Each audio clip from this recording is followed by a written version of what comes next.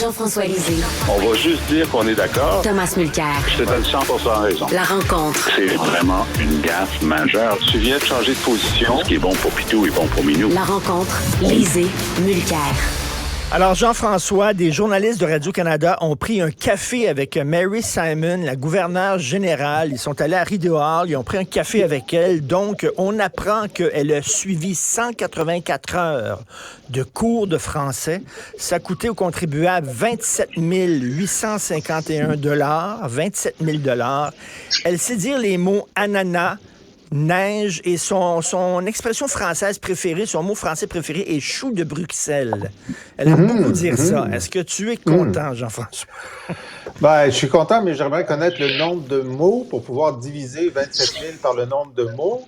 Et je peux lui faire une suggestion. Moi, mes filles sont en train, et mon garçon sont en train d'apprendre des langues sur Duolingo. Et Duolingo est un genre de jeu éducatif sur ton iPhone ou sur ta tablette, extraordinairement bien fait, et il y a une version gratuite. Alors moi, je dirais, d'abord, avec Mme Simon, utilisons la version gratuite. Ensuite, il y a la version payante pour 100 $ pour l'année, 140 $ pour famille. Moi, donc, j'ai établi. Et je pense qu'on pourrait ainsi économiser 26 840 $ à peu près. Et Tom, tu pourrais apprendre à Mme Simon le mot ourdir, que tu aimes beaucoup. Ah oui. Oui, entre autres, oui, mais écoute, c'est assez déprimant pour être honnête, parce que je me souviens quand un certain M. Ferguson avait été nommé vérificateur général du Canada, il avait dit ceci, on a fait des tests avec moi, ils ont dit que moi j'étais le genre de personne qui pourrait apprendre une deuxième langue et je vous promets, je vais le faire. 1 an plus tard, il était capable de donner vraiment capable de donner des entrevues en français et après 2 ans, son français était tout à fait correct. Je mettrai un autre dans cette catégorie-là, c'est Sean Fraser, le ministre de l'Immigration. C'était une catastrophe quand il est arrivé. 2 ans comme ministre et il parlait pas français. Mais là, il parle français. Je l'ai entendu dans une entrevue dernièrement, puis c'est un bon français. Donc, ça existe, mais c'est une question de priorité, peut-être aussi une question d'âge ou ouverture aux capacités. Mais c'est un problème récurrent avec M. Trudeau. Il a nommé au Nouveau-Brunswick la seule province bilingue, rappelons-le. Donc, on vient d'apprendre le rôle de la lieutenant-gouverneur parce qu'on a renouvelé la fonction ici la semaine dernière, puis on a une motion même qui dit qu'il faudrait l'éliminer. Mais voyons ce qui s'est passé justement au Nouveau-Brunswick. Trudeau a nommé une femme qui parlait pas un mot de français dans la seule province bilingue. Jusqu'à maintenant, les tribunaux ont dit ils ont outrepassé leur droit. Le fédéral pouvait pas nommer quelqu'un qui avait pas les 2 langues. Qu'est-ce que ça voulait dire pour Mary Simon? Évidemment, M. Trudeau a sa vision de l'inclusion, de la diversité et ainsi de suite. Mais je pense qu'une partie de la diversité de la réalité canadienne, c'est qu'il y a 2 langues officielles et de mettre quelqu'un dans un rôle aussi important sans être capable, même après une couple d'années, de baragouiner une phrase, ça commence à être problématique pour ne pas dire gênant. Jean-François, la loi... Juste pendant qu'on est là-dessus, ça a passé complètement inaperçu, mais on a changé de lieutenant-gouverneur. Le représentant de la reine au Québec n'est plus la même personne. Michel Doyon avait été là pendant plusieurs années, a été remplacé par Manon Janotte, qui est Micmac. Et donc, il faut savoir que la nomination des lieutenants-gouverneurs se fait directement par le bureau du premier ministre, c'est-à-dire le Conseil des ministres, et ils peuvent choisir de consulter des provinces, mais ils choisissent de ne pas le faire, parce que c'est leur prérogative. Ainsi, le gouvernement du Québec a appris que cette dame, contre laquelle on n'a absolument rien à dire, était lieutenant-gouverneur. Et Québec solidaire, et je les applaudis pour ça, ont proposé une motion disant que le poste de lieutenant-gouverneur devrait être aboli. Alors, moi, je me souviens, ça fait des années qu'on vote ces motions-là, mais ça n'a aucune importance. Et mais Jean-François, oui. Il y a un problème, il y a un gros problème avec la démarche de Québec solidaire. De la même manière que suite au refus solide et catégorique du PQ de prêter serment de fidélité et de loyauté au roi Charles III, on a changé les règles, soit. Mais que Québec solidaire redécouvre l'intérêt de se débarrasser de cette institution qui est un vestige du colonialisme, le jour même où la première personne autochtone, une femme que vous venez de nommer, Mi'kmaq de Gaspé, qu'elle est nommée, il n'aurait pas pu le faire pendant que M. Doyon était là. Alors, le timing est très mauvais. Et pour quelqu'un qui se targue d'être le champion de la diversité, de l'inclusion, et j'en passe, un socialiste de bonne aloi, il a choisi d'attendre le jour qu'une femme autochtone est nommée à cette fonction-là pour faire voter une motion unanime à l'Assemblée nationale. Moi, j'ai trouvé ça pic-pic, pour être honnête. Alors, pour être honnête aussi, je pense que c'est pas la première fois que QS vote une motion comme celle-là, et moi, je me souviens que le PQ en a proposé plusieurs. Et ce qui est étrange là-dedans, c'est que, évidemment, l'Assemblée nationale avait le droit de modifier ses règles pour savoir si on devait ou non prêter serment à Charles III, mais l'Assemblée ne peut pas modifier l'existence du lieutenant-gouverneur, mais il pouvait réclamer, et il l'avait réclamé, puis je me souviens, j'étais conseiller de M. Bouchard, puis on avait fait voter par l'Assemblée une règle disant qu'on voulait que le Canada nomme comme lieutenant-gouverneur quelqu'un qui serait désigné par l'Assemblée nationale. Rien n'interdit au premier ministre du Canada de dire, on va faire un nouveau lieutenant-gouverneur. Qui voulez-vous? Puis à moins que vous me disiez, Mathieu Bock-Côté, je vais choisir la personne qui fera consensus à l'Assemblée nationale. Mais ce qui est extraordinaire dans la vision, je vais juste terminer, dans la vision pro-monarchiste de ce jeune premier ministre qui est Justin Trudeau, il n'a pas utilisé la mort de la reine Élisabeth pour remettre en question la monarchie. Il n'a même pas voulu retirer le roi des nouvelles pièces de monnaie. Et il n'est pas question pour lui d'assouplir le mode de nomination de cet archaïsme. Alors, ça nous dit quelque chose sur l'absence de volonté réformiste sur cette question-là, M. Trudeau. Mais si on regarde la logique qui était derrière la modification unilatérale, et je dis pas que je suis d'accord comme avocat, mais Legault a mis dans la loi 96 une modification de la loi constitutionnelle de 1867 qu'on appelle la loi sur l'Amérique du Nord britannique. Et il a proposé 2 amendements, une pour faire du français la seule langue officielle du Québec et l'autre pour déclarer que le Québec est une nation. Jusqu'à date, Trudeau ne l'a pas contesté. Je pense qu'il aurait dû au moins demander un avis de la Cour suprême là-dessus parce que j'aime pas ce genre d'instabilité. Mais si on reste avec cette logique-là, le premier ministre Legault aurait pu dire dorénavant, il n'y a pas ça. La seule raison constitutionnelle d'avoir un gouverneur général, les gens ont tendance à penser que Trudeau, c'est le chef d'État du Canada. Il ne l'est pas.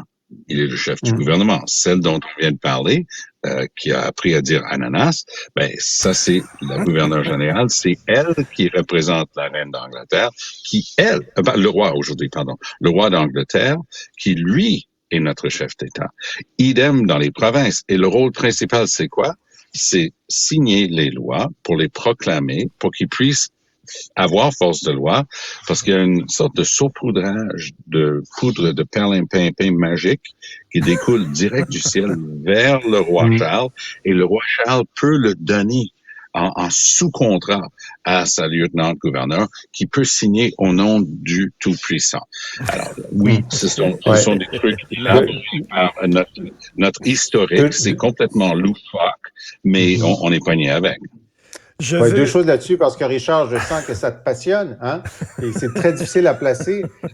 Alors, premièrement, je pense, écoute, ça aurait été extraordinaire que dans la loi 96, ils décident d'essayer de dire que le lieutenant-gouverneur serait désigné par l'Assemblée nationale, mais je pense que là, constitutionnellement, c'est une disposition qui ne peut pas être changée unilatéralement, même qui ne peut pas être plaidée à être changée unilatéralement comme celles qui ont été introduites. Cependant, mais moi, je suis pour l'audace, alors j'aurais applaudi cette audace.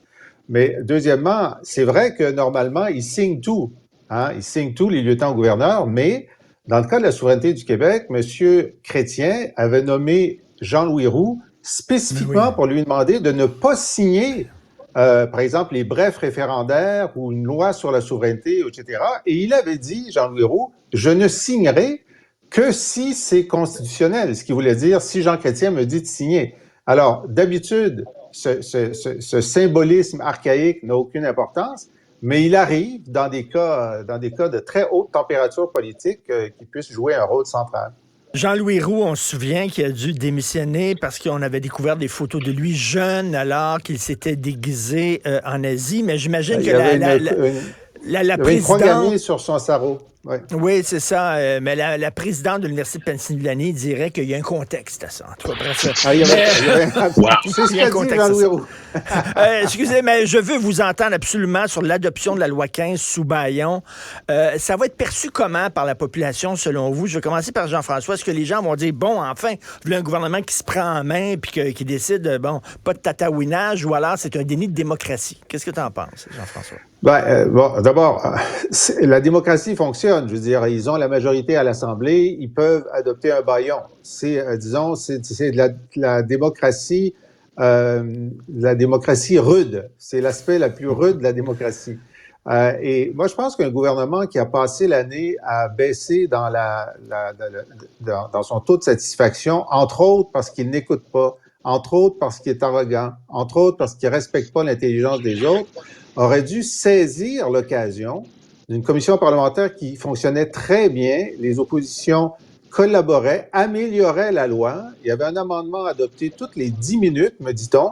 Et donc, s'il avait prolongé l'étude en janvier, ça aurait été fini dans 2 semaines et il aurait pu l'adopter. Mais plutôt que de saisir l'occasion pour dire, voyez, on a compris, on écoute, on fait les choses correctement. Non, ils ont décidé qu'eux autres, ils étaient tannés. Ils ne voulaient pas revenir en janvier, puis ils s'étaient pressés. Fait que c'est ça. Alors, je pense que ça fait juste s'ajouter à la colonne débit. Évidemment, c'est pas la chose la plus grave au monde. Ils vont passer à autre chose, puis on va voir s'il y a des résultats ou non avec cette nouvelle patente de gestionnaire. Mais ça les aide pas. Voilà. Et Tom, il y a le ministre Dubé qui a senti le besoin de s'expliquer auprès de la population. Oui, on va pas dire qu'il va y avoir 4,4 millions de clics comme Pierre Poilievre avec son truc sur le logement. C'est pas un exercice de communication de haute voltige. Moi j'aime beaucoup Christian Dubé, honnêtement. Je le trouve ferré, expérimenté. L'idée d'une agence qui surplombe de tout est une bonne idée. Mais l'erreur qu'ils font, c'est qu'ils le gardent à Québec. Ils mettent le sous-ministre de la Santé autour de la table de l'agence, devinez qu'il va continuer à caler des shots. C'est lui qui va avoir toute l'information. C'est une erreur magistrale de le garder à Québec. S'ils avaient mis ça à Montréal, je dis que ça avait des chances. L'Agence de revenus du Canada, ça fonctionne. Parce qu'ils ont enlevé ça des griffes de la fonction publique fédérale. Ils ont créé quelque chose d'autonome. Idem, by the way, pour Post Canada. C'est une agence aujourd'hui. Et ça lui donne l'autonomie, la capacité d'embaucher les meilleures personnes. C'est beaucoup mieux comme gestion. J'espère que ça va être ce résultat-là. Pour ce qui est du projet de loi, le filibuster, j'en ai fait trop pour pouvoir pointer du doigt et donner des leçons. Eux, ils faisaient une analyse attentive, ils diront, détaillée, mais là où Dubé a vraiment scoré, à mon point de vue, pour désamorcer les plaintes à l'effet contraire, il a offert de faire 5 journées cette semaine. Une journée, normalement, on ne siège pas, mais on peut. Et il a offert 5 journées complètes, ce qui aurait quand même permis de faire au moins le gros des chapitres qui restaient, en retour du fait que on accepte qu'à la fin, ce soit adopté. Et les partis d'opposition ont refusé. Bon. Moi, je pense qu'ils n'ont pas bien fait de refuser parce que ça avait tellement besoin d'être relu et Dubé a utilisé beaucoup son staff, ses sous-ministres, pour donner les réponses que lui était supposé de connaître. Il y avait un fameux truc la semaine dernière sur le statut bilingue de certaines institutions. C'était un cafarnaum, un vrai coup de poing, comme si Legault en avait besoin d'un autre, parce que la communauté anglophone déjà craquée avec McGill puis tout le reste, quand ils ont vu ça, le monde a sauté un plomb. Et là, il était quand même correct, Dubé. Il dit, je l'ai pas lu, j'ai pas compris d'où ça sortait, mais c'était les gnomes de la santé qui arrivaient avec un truc mal ficelé. Donc, ce sont ces mêmes gnomes-là qui vont être assis autour de la table de son agence. L'idée, en termes d'administration publique, l'idée de l'agence est bonne, mais je crains l'application. Tu sais, the devil is in the details. Jean-François. Moi, je suis pas d'accord parce que je pense il n'y avait pas de filibuster, là. Il n'y en avait pas. Un filibuster, c'est quand tu multiplies les amendements juste pour faire du temps. Là, c'est pas le cas. Puis Dubé affirme que ça se passait très bien. Et ma compréhension, c'est qu'il a offert 2 jours puis un bâillon, pas 5 jours. 5 jours. 5 jours. Moi, ce que j'ai vu, c'est 2 ou 3. Mais quoi qu'il en soit, on vérifiera. Ce qui était important, c'est 2000 articles. Il en restait 500 et des centaines d'amendements. Alors, c'est le quart du projet de loi. Alors, soit tu es sérieux dans ta législation, soit tu ne l'es pas. Et de toute évidence, comme dit Tom, le ministre prenait connaissance pendant la commission parlementaire de l'existence de certains articles ou de certains amendements. Même lui n'était pas assez bien préparé. Même lui avait besoin du briefing que lui faisaient les membres de l'opposition. Alors pour moi, c'est une façon de faire qui est brouillonne. Voilà, c'est brouillon pour reprendre le mot de... Moi, je veux quand même dire ceci. Il y a une obligation de résultat qui pèse maintenant sur les épaules de Dubé et de Legault. C'est pas une obligation de moyens. Parce que les moyens, là, le taponnage, le système, ça, c'est les moyens. Le résultat maintenant. Et le public va être très exigeant. Alors, ils ont passé à travers tout ça. Ils disent qu'ils ont quelque chose de mieux. Moi, ce que j'aime pas, c'est ce réflexe de la CAQ. On va scraper les commissions scolaires. Du côté francophone, ils n'ont pas pu le faire du côté anglophone parce que c'est sauvé par les tribunaux pour l'instant. Scraper les commissions scolaires pour mieux contrôler centralement. C'est un réflexe de fond. À la CAQ. Dès qu'il y a quelqu'un qui peut être un élu dans une commission scolaire ou un autre qui puisse dire non à la CAQ, on va contrer ça en centralisant. Il y a énormément de subtilité qui va être manquée à Québec. C'est-à-dire, est-ce qu'ils vont comprendre l'historique de St. Mary's Hospital? Est-ce qu'ils vont comprendre l'historique de l'hôpital général juif et leur fondation, leur capacité de faire de la recherche? Est-ce qu'ils vont faire la même erreur qu'ils ont faite en scrapant des places comme l'Institut de cardiologie de Montréal? Donc, c'était pas rien, là, d'avoir 6 anciens premiers ministres écrire à Legault, dire, peux-tu y repenser un petit peu? Puis on a vu, c'était un barreau d'honneur de la part de Legault, là. Il a une obligation de résultat et je pense que le public va être très exigeant. Tout à fait, tout à fait. Merci à vous deux. Ourdir au subjonctif plus que parfait que nous eussions urdi. Je ne sais pas si madame... que nous eussions urdi. Alors, merci beaucoup à vous deux. À demain. Bonne journée. Merci. Salut.